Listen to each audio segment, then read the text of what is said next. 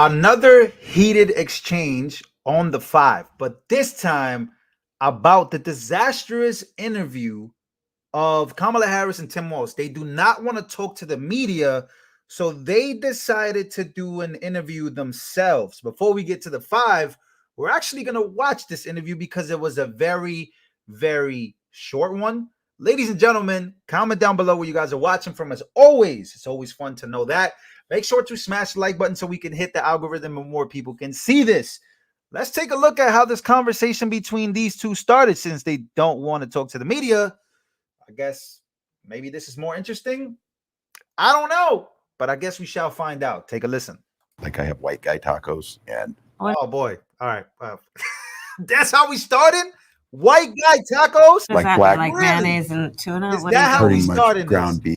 Is that how we... Hold on. This is a disaster already for me. Take a listen. Like I have white guy tacos and... What is like that? Black, like mayonnaise and tuna? What are you doing? Pretty much ground beef and cheese. That's okay. Do you put any flavor in it? No. Oh. Here's the deal. No, they said to be careful and let her know this, that black pepper is the top of the spice level in Minnesota, you know. I'm the first vice president, I believe, who has ever grown chili peppers. I'm trying to expand my food knowledge. You know, we've got some cantaloupes. You'll be fine. Yeah. Just a serious question. Did this win you over? Did it talk about any policy? Did this win you over? Did you like this? Will this make you Walz? Would this make you vote for them? I don't know. Let's continue this. They sat down and this is what the conversation was like. Very short one. I love what you have done with your life. You were coaching a high school football team that was winless. Yes. And you came in, and so they were clearly the underdogs. And what happened? Yeah, it's a team, and I had great coaches with me, and we were friends, and we buckled down. And look, I was a fairly big school, but nobody. Does this seem like a conversation? Like what is happening? What type of conversation is this? Like, talk about the policies, talk about the American people, talk about how we're suffering. Wanted to play. Because they hadn't won, and this group of coaches said, first and foremost, we gotta build the team. We got to go out and find people. So we invited them in, and I'll be honest, the first year we did not score a touchdown until the last game of the year. We got shut out in every game. My high score until the final game was my defensive tackle because we got a safety in one game. 2 years later, those kids won a state championship. That school has won several more since then. After we left, you build culture, you build winning. Right. People want to be a part of it, and that's the excitement. That's the excitement of what it can be. That's how I feel about our campaign. Yeah. Our campaign is the underdog campaign. Oh, yeah. And with our joy, we also have to understand that we're still up against some forces. What about America? What about America? He wasn't the head coach. He lied about that too. Oh, man. What is this? Well, now we go to the 5.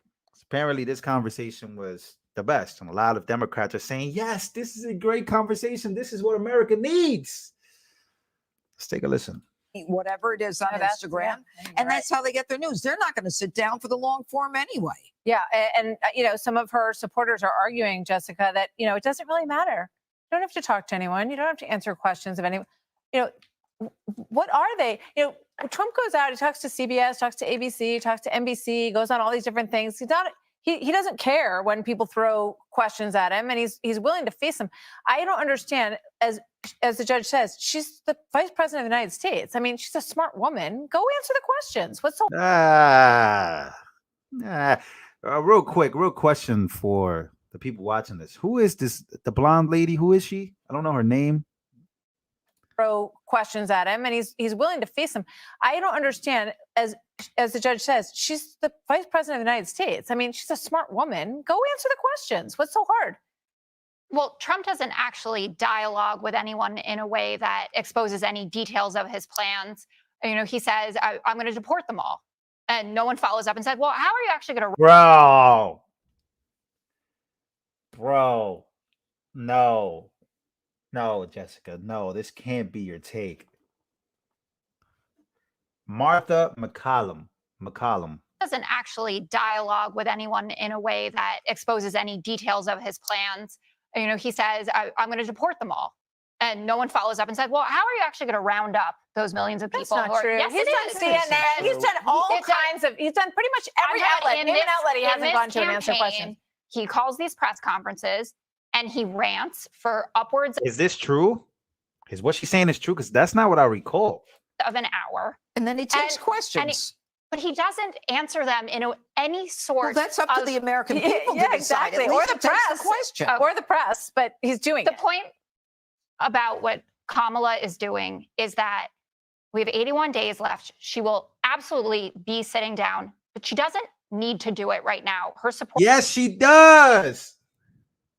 She will absolutely be sitting down, but she doesn't need to do it right now. Her supporters are not upset about it. Even people who are in the middle are not upset about it.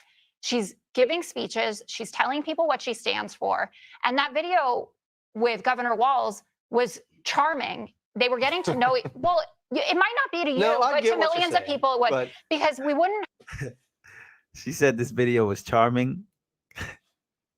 This is what Democrats think. They said this video was charming.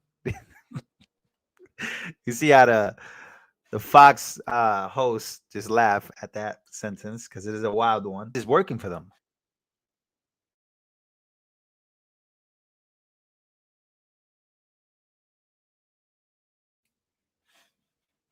Sorry, guys. I thought the video was playing. My bad. Get your polls. 538. Real clear. The Economist, the Cook Political Report, any of it. Kamala Harris is trending in the right direction. Well, that's and that's true. because of her approach to this. And So if it's not broke, don't fix it. And Well, I get that. That works. But Joey, what I'm more worried about really is what the judge said, that people don't really care, that they're happy with, a TikTok meme version of someone, and then they're going to go in and vote for that.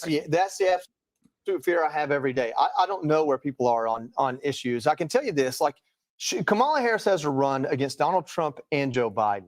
And that's going to be really hard to do. And the more questions she answers, the harder it gets to do that, because she has been his vice president. So how do you do that? You do it by embracing Trump's ideas like child tax credit, no taxing tips. You do it by ignoring your own progressive legacy. And you do it by continuing to court the far left progressives with whatever red meat you can put out there. One of those pieces of red meat is someone like Tim Walz, who cloaks himself in this fake Midwestern conservative personality while putting tampons in boys' bathrooms, calling the censor of the First Amendment, allowing riots, but jailing business owners a few months later during COVID. I was going to really make fun of him because I think about that movie, The Campaign, where Zach Galifianakis gets turned into the perfect candidate. But as soon as you take a look at him, you see they even take his dogs away and give him better dogs. And I was going to be a very generic scout name, but then you said that was your dog's name, so I couldn't say that. But that's what he is. I mean, they're trying to paint him as this perfect Midwesterner when he's nothing less than a liar. And you know what? I saved my words on him for weeks until I saw a video of him on the House Veterans Affairs Committee, one that I served on with him as a staffer, looking at Gold Star families and saying, when they come back from war like I came back without the mental health assets or resources they need, bro, you were on a deployment in southern Italy. Put me on that deployment.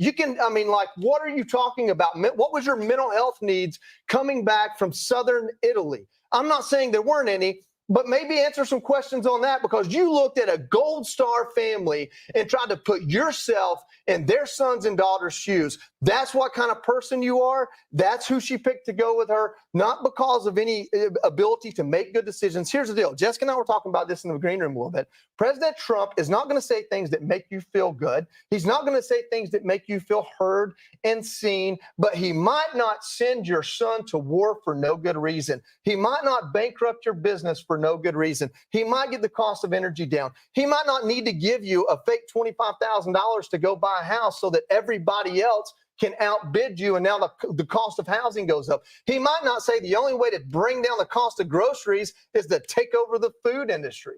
He might say $2 diesel does a lot to take care of the price of groceries. So I don't care what he says about the Medal of Freedom or the Medal of Honor. I don't care what words are taken out of context or even left in context. He can be a rotten human being for all I care. Do the policies that work that you did the first time around, and you have my vote. I have no idea if the rest of America is on board with that.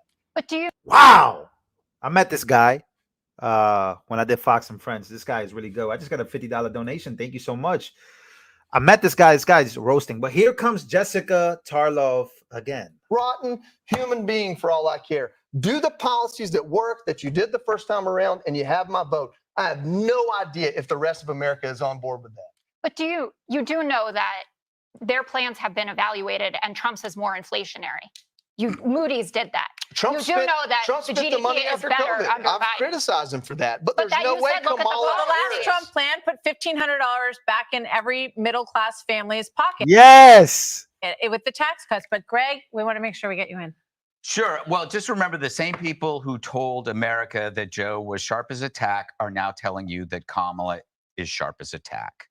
So remember that. Her approach, Kamala's approach right now is a calculated retreat because she prefers, and her campaign prefers, that she live in the world of the first impression because it's the basket case theory. The more you know about her, the less you want to know about her. And I'm telling you, watch that again. She is not a confident candidate. It's true. And you're right. Walz is the more you know about him, you realize they did not vet this guy. Yep. I mean, his campaign cover-up of his horrible DUI is what did I say? The more you know about him, you realize they did not vet this guy. Yep. I mean, his campaign cover-up of his horrible DUI is what did I say? DEI. Little obsessed. Same thing. Same. If that's not disqualifying, I don't know what is. He actually exploited his military background to cover up his crime. He said it was related to his service and that he actually wasn't drunk. He just misheard the instructions in the drunk test. He blew a super high level. It was like, 0.2, driving 100 miles an hour. And then when he's running for office, he said that he wasn't drunk. I mean, this guy has creep written all over it. He created a snitch line, but lies about his personal infractions. He doesn't even own up to it. This is a guy who pushes a hoax about a sex on a couch, and then the closer you look at him, he's a creepy cuck. What? That's it. You're too. I'll tell you in the Talk break. about it in the Oh. break. All right, so coming up next, the pro. Did he just call him a what? And then the closer you look at him, he's a creepy cuck. What? That's it. You're too. I'll tell you in the You guys know what that means? All right. Well, as you can see, ladies and gentlemen, Jessica Tarlov says that every time Trump gets the chance in these interviews, he says he's going to deport everybody. He doesn't talk about his policies. These interviews are working. This was amazing to watch. What do you guys think? Comment down below. As always, I appreciate you guys for everything you do and your donations. See you guys on the next one.